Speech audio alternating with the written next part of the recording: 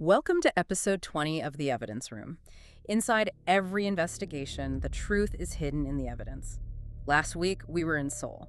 Tonight, we land somewhere closer to home, the streets of Brooklyn and Queens in the early 1990s, when New York City was already drowning in crime, and someone decided to make it worse by opening a letter with 3 words. This is the Zodiac. Yeah, and it is a genuinely terrifying phrase to read, especially if you put yourself in the shoes of a New Yorker at that time. Oh, absolutely. Because you really have to imagine a city that was incredibly on edge. I mean, we're talking about an era where New York was averaging around like 5 to 6 murders a night. Wow. Yeah.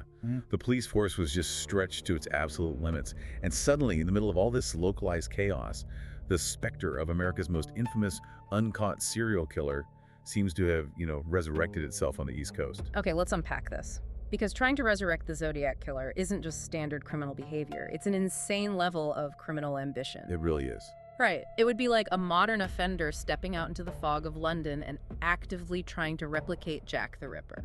You aren't just trying to commit crimes. You are attempting to steal an infamous, terrifying mythology. You're trying to put on a monster's mask and force a city to believe the boogeyman has returned. The psychology behind that is just fascinating. The person trying to wear that mask was a man named Heriberto Seda, though he went by Eddie. Okay. And if you were to profile him based on the terror he caused, you might picture, a seasoned, brilliant mastermind.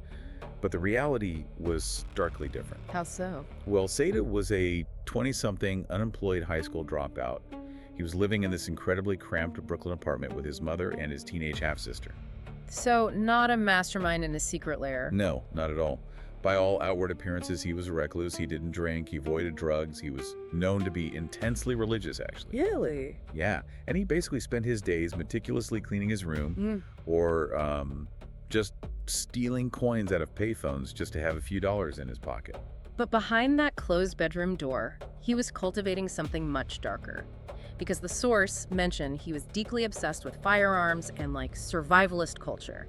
He's sitting there reading magazines like Soldier of Fortune, and he's building this massive collection of books on serial killers. Like Ted Bundy was a huge idol of his, but the original San Francisco Zodiac was his true fixation. Exactly. He actually took Robert Graysmith's famous book on the Zodiac and used it as a literal step-by-step blueprint, compiling a massive scrapbook to meticulously plan his own crime spree. He's a student of the original crimes, for sure.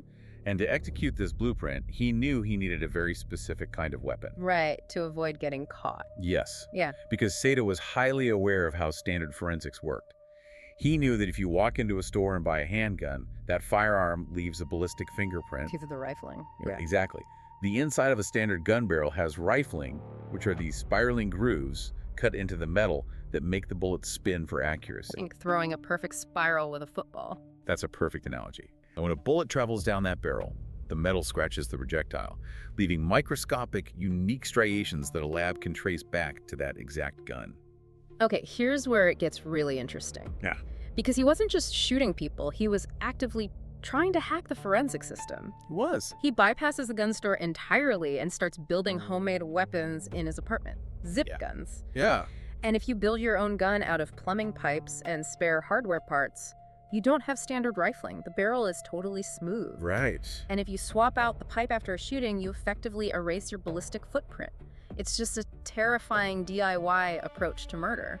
It reveals a really deep, calculated paranoia. I mean, he wanted the infamy, but he was terrified of the science. And he put this homemade arsenal to use starting in early 1990. March. Yes.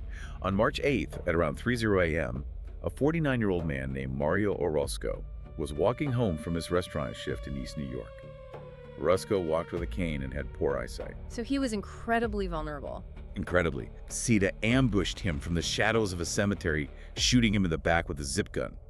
Orozco actually survived, amazingly, but the bullet lodged near his spine. Wow. And before vanishing, Seda left a taunting note wrapped around the zip gun right on the sidewalk. Just leaving them there? Because he could. It was untraceable. Right. And then 20 days later, almost the exact same scenario plays out. A 34-year-old named Jermaine Montenestro is walking near a high school around 3:00 a.m. He's shot Seda goes through his pockets, but he leaves the cash and inexplicably takes a passport and vanishes. And Montenestro also miraculously survives. It does. And, in any other city, 2 shootings with similar methods within weeks of each other would immediately trigger a serial task force. But this is 1990 New York. Exactly. You had to look at the sheer volume of violent crime. Detectives initially viewed these as isolated, particularly vicious robberies. The noise of the city basically masked the signal. It wasn't until May 31st that the pattern became undeniably clear. Seda approached a 78-year-old World War II veteran named Joe Pros, who was out walking late at night. 78 years old. Yeah. Seda asked him for a glass of water. Pros refused, and Seda shot him in the lower back. This time, the note left next to the bleeding man contained a diagram with 3 astrological signs: Scorpio, Gemini, and Taurus. And that's the moment the puzzle pieces snap together. Right. Orozco was a Scorpio. Montenestro was a Gemini. Pros, who tragically died from his injuries a few weeks later, was a Taurus. Yes. Seda wasn't robbing them. He was hunting them based on their birthdays. But wait, how did he know their signs? Did he, interrogate them before shooting? He didn't have to. He was targeting them after doing really extensive surveillance or going through their stolen belongings or looking at identification. Have the passport. Exactly. The passport he stole from Montenestro gave him the birth date. He was building his own twisted astrological database, essentially. That is chilling. It is. But since his zip guns masked his ballistic footprint, Seda needed another way to ensure the media knew this was all the work of one person. So the letters began arriving. Right. They were sent to the 17th Police Precinct, the New York Post, and even the national TV show 60 Minutes. And these letters were heavily stylized, right? They featured the infamous crossed circle symbol of the original Zodiac. Yeah, the crosshairs. He wrote things like, "The first sign is dead," and detailed the exact times, dates, and locations of the shootings. He even drew these childlike sketches of the original Zodiac's executioner costume from the 1969 Lake Berryessa attacks out in California. He desperately wanted everyone to believe that the original monster had relocated to the East Coast. And this brings up the psychological paradox of the copycat killer. What do you mean? Well, they desperately craved the terrifying aura of the original offender, but they inevitably leak their own unique behavioral signatures. Oh, I see. Like, the original Zodiac primarily targeted couples in secluded areas, often in broad daylight or early evening. Seda's signature was entirely different. He was targeting lone, elderly, or vulnerable individuals on the gritty streets of Brooklyn and Queens in the dead of night. So the MO was totally off. Completely off. Furthermore, handwriting analysts looked at the letters and quickly confirmed this was a totally different author. He was a fraud, but a lethal one. But even knowing he was a copycat, the panic in the city was very real. If you're listening to this and wondering how a city reacts to something like this, it was just sheer terror. Oh yeah, people were terrified. By June of 1990, Seda shot a sleeping homeless man named Larry Parham in Central Park, specifically checking his wallet first to confirm he was a cancer. After that, the NYPD just went into overdrive. They formed Operation Watchdog. It was massive. You had 50 officers dedicated to this.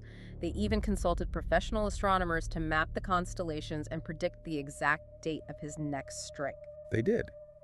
The astronomers predicted he would strike on a Thursday in late June, based on specific astrological alignments. Okay. So the police flooded the streets of East New York with patrols. They waited, and nothing happened. Nothing. Seda had actually shifted his hunting grounds to Manhattan for the Parham shooting, slipping right through that geographic dragnet. After that, he just vanished into the shadows. Slowly, the massive task force was scaled down from 50 officers to 18, and eventually, the trail went completely cold. Okay, I have to push back here. If the police knew he was striking based on astrological signs, and they had literal astronomers predicting dates, and 50 cops on the street, how do 2 entire task forces fail to catch him? I know New York is big, but that is a massive concentration of law enforcement. It's a combination of information overload and just the limitations of the era. You were looking for a ghost in a city of over 7 million people, pre-widespread security cameras, pre-cell phone tracking. That makes sense. And when you open a high-profile tip line, you get overwhelmed with the noise. The police received hundreds of useless tips. Just people calling in about their neighbors and stuff. Yeah, exactly. One person was arrested just for signing a yearbook with a Zodiac quote. Another guy was pulled in and fingerprinted because he checked out an astrology book from the public library. Wow. It was chaos. And when the killer stops operating, there's no new evidence to cut through that noise. But the silence didn't last. because in August 1994, the New York Post receives another letter. This one claims responsibility for a new string of brutal attacks, but instead of the usual astrological dials, it contains a bizarre, complex totem pole code made up of strange symbols. Yeah, 9 totem pole codes made up of international maritime signal flags. Maritime. Yeah, ship flags. Yeah. Seda thought he was being brilliant. He thought he was presenting an unsolvable puzzle, much like the original Zodiac's famous 340-character cipher that took decades to crack. Right. But Seda underestimated who he was sending it to. A New York Post journalist named Kieran Crowley took one look at it and enlisted the help of his father-in-law. I love this detail because the father-in-law wasn't just some guy who liked crossword puzzles. He was a World War II veteran who had actually worked in signals intelligence and cryptography. Exactly. He looked at Seda's master code and cracked it almost immediately. But how did he actually do it? If it's just a bunch of random ship flags, where do you even start? Well, he used a classic cryptographic technique called frequency analysis.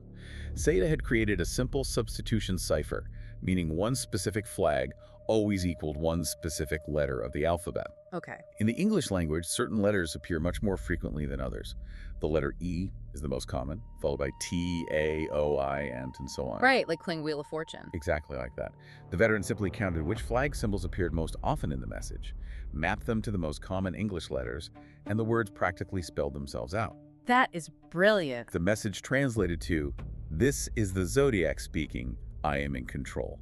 Be ready for more." So the grand criminal mastermind gets his code broken by a retired guy doing basic math in his living room. Pretty much. But the message itself was chilling because it linked Seda to a new wave of violence from 1992 and 1993. And this new wave showed an evolution in his pathology, didn't it? It did. He was no longer checking star signs before he attacked. He realized that took too much time and gave victims a chance to see his face.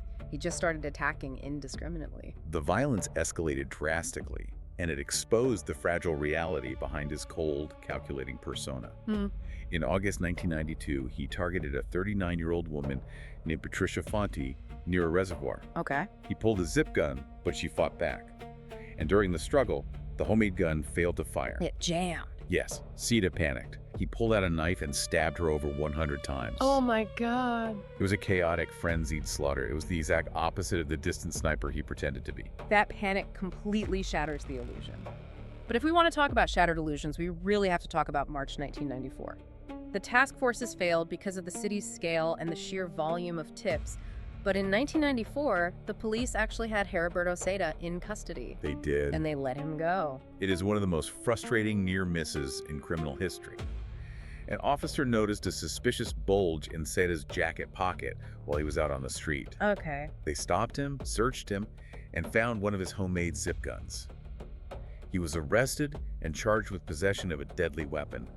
This should have been the thread that unraveled the entire case. How does a guy with a homemade gun in his pocket walk out of a precinct a week later? I don't understand how a lab just looks at a weapon and waves it away. It came down to a catastrophic clerical error in the police evidence lab. A typo. Basically, the zip gun was incorrectly labeled when it was brought in.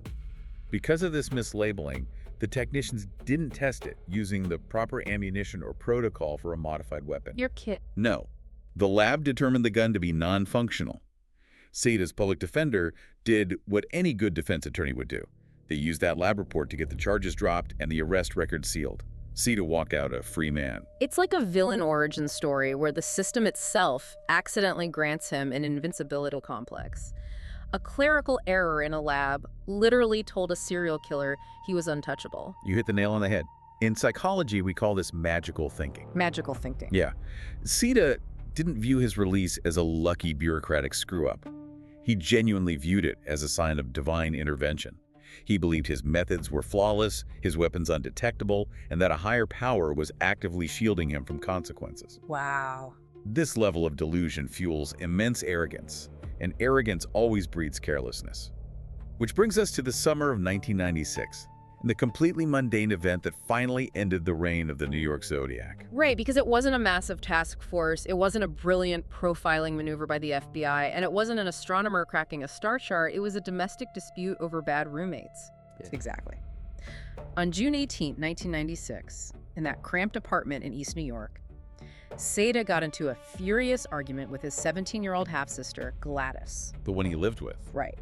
Gladys was the only one bringing a paycheck into the home, but Seda was incredibly controlling. He despised the people she hung around with, many of whom were involved in the drug trade, and he physically and mentally abused her. Terrible. On this particular evening, Gladys had a male friend over in her bedroom, and they were joking around.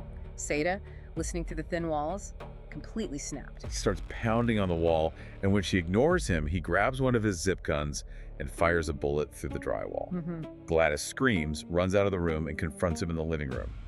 As she turns to free out the front door, her own brother shoots her in the back, hitting her in the buttocks. Yeah. She managed to stumble to a neighbor's apartment and dial 911, while her friend cowered, locked inside Gladys's bedroom. When the police arrived, the situation rapidly deteriorated into an hours-long hostage standoff and shootout. He was shooting at the cops. Seda was firing his homemade weapons out the windows at the responding officers. Finally, Detective Joey Herbert managed to talk him down. And the surrender is just absurd. He agrees to give up, and he goes up to the roof and literally lowers a plastic bucket down to the cops on a rope. A bucket full of weapons. All right. Inside this bucket is a massive arsenal of homemade zip guns, pipe bombs, and ammunition. The arresting officers are looking at this bizarre collection, and one of them even jokes to his partner, "Man, it would be too much of a coincidence if this guy turned out to be the Zodiac killer." And they had no idea how right they were. They took Seda back to the 17th precinct, which, ironically, was the very same precinct that received his first taunting letter years prior. Oh, wow. They put him in an interview room and told him to write out his confession regarding the shootout with his sister. Seda obliged. He sat there and wrote a lengthy, rambling statement full of poor spelling and disjointed grammar. But then, at the very bottom of the page, after confessing to shooting his sister, he signs his name. And right next to his signature, for reasons that defy all logic, he doodles the crossed circle crosshair symbol. Yes. The exact same signature the Zodiac used on his letters. Detective Danny Powers was reading over the confession, saw the symbol, and froze. He immediately brought it to his colleagues. They looked at the handwriting, they looked at the symbol, and the realization washed over the entire precinct. They had him. So what does this all mean? He goes through all this incredible trouble to be a ghost. He spends years building untraceable zip guns. He studies forensics to evade ballistics. He crafts maritime flag codes. He plans attacks using star charts. And then he literally doodles his secret serial killer logo on a routine police confession for a domestic dispute. Was he unconsciously begging to be caught or just blinded by his own ego? It is the ultimate expression of the criminal ego. I believe it was a volatile mix of arrogance and that magical thinking we discussed earlier. The invincibility complex. Right. He had survived the 1994 arrest. He genuinely thought he was untouchable. In his mind, the crossed circle symbol was a mark of his power. He simply couldn't help himself. He wanted the police to know they were sitting in the room with the monster they had spent 6 years hunting, fully believing they still didn't have the science to prove it. But he forgot that while he was busy reading astrology, forensic science had evolved. Very much so. They immediately took major case prints from Seda, not just the fingertips, but the palms and the sides of the fingers. They rushed them to Police Plaza to compare against a latent print found on the note left at the Larry Parham shooting in Central Park. It was a perfect, undeniable match. And what about the guns? He was so certain his zip guns couldn't be traced because they didn't have rifling. How did the police link the guns in his bucket to the victims if the barrels were smooth? That's where tool mark evidence comes in. Tool mark evidence. Yeah, so even without rifling, a gun is a mechanical device, and parts of that machine violently interact with the ammunition. When you pull the trigger, a firing pin slams into the primer at the back of the cartridge. Oh, okay, I follow. That pin has unique microscopic imperfections from when it was manufactured or filed down. Furthermore, when the gunpowder explodes, the soft brass casing is slammed backward against the breech face of the gun, which also stamps a unique microscopic pattern into the metal. So it still leaves a fingerprint, just in a different place. Exactly. The police experts were able to match these tiny mechanical stamps on the spent casings, recovered from the crime scenes, to the crude weapons in Seda's bucket. And then comes the final, absolute nail in the coffin, DNA. Yes. The police had carefully preserved a postage stamp from one of the Zodiac letters sent to the New York Post. They were able to extract the dried saliva from the back of the stamp, run the DNA profile, and it matched Heriberto Seda. The invincible killer who thought God was protecting his zip guns was undone by his own spit. It completely strips away the mythology, doesn't it? It really does. When we consume media about serial killers, we often build them up as these evil geniuses playing a grand game of chess with the authorities. But Seda's capture forces us to confront the pathetic reality. Yeah. He wasn't an evil genius. He was a deeply flawed, abusive recluse who shot his teenage sister in the back because he was throwing a tantrum over her friends. The case wasn't solved by a grand deduction in a smoke-filled room. It was solved because he threw a fit, drew a doodle, and left his biology on a piece of mail. His behavior in court only highlighted that reality. During his trial in 1998, there was no stoic brilliance. He caused repeated disruptions, screaming obscenities at Judge Robert J. Hanafy. The prosecution brought in 45 witnesses and over 150 pieces of evidence. It was an absolute avalanche of proof. The jury found him guilty after a 6-week trial. He was sentenced to a staggering 232 years in prison. 232 years. Yeah, and his life behind bars serves as a bizarre epilogue. He spends his time reading the Bible daily, quoting scripture to other inmates, and he eventually married a transgender inmate and gang member named Cynthia China Blast. He remains locked away, completely irrelevant to the city he once terrorized. For you listening right now, it is so easy to get swept up in the dark glamour of true crime. We watch the movies, we read the books, and we accidentally turn these people into legends. It's natural. But critical thinking requires us to look past the theatrical letters, the costumes, and the complex codes. You have to look at the hard evidence, because the evidence always strips away the myth. It reduces the Biggie Man to exactly what he is, a broken, violent human being. And that is the ultimate victory of forensic science. It is entirely objective. It doesn't care about your astrological signs. It doesn't care about your maritime codes.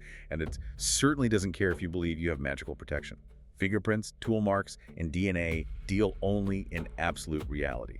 It's a reality that brings us to a final, slightly unsettling thought.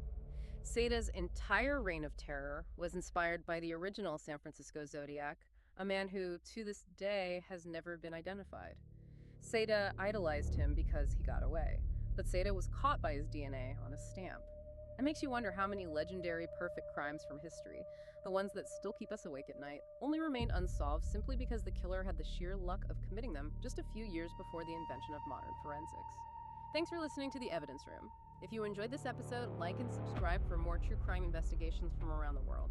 Remember, some cases remain unsolved, but the evidence always tells a story.